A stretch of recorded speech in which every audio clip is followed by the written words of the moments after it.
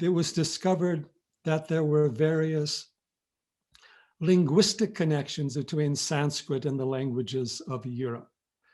And there are only two possible conclusions for that. One, an influence from India to Europe, and two, an influence from Europe to India.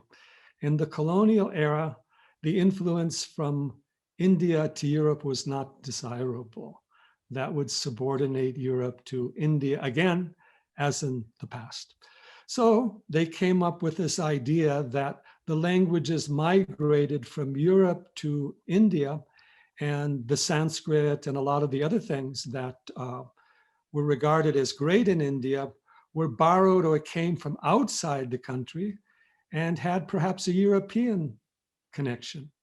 And that is where they invented this term Arya for a group of white-skinned people coming into India from the northwest.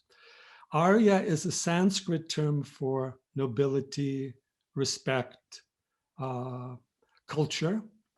Very common not only among the ancient Vedic texts, but very common in Buddhist, Jain, and Indian literature overall. So it was a total distortion of this term, and it became aligned with different forms of German nationalism and European nationalism at various levels. So they proposed that these Aryans invaded or migrated into India, brought Sanskrit and other things, and entered into the country, and Indian civilization was borrowed from Central Asia or Europe.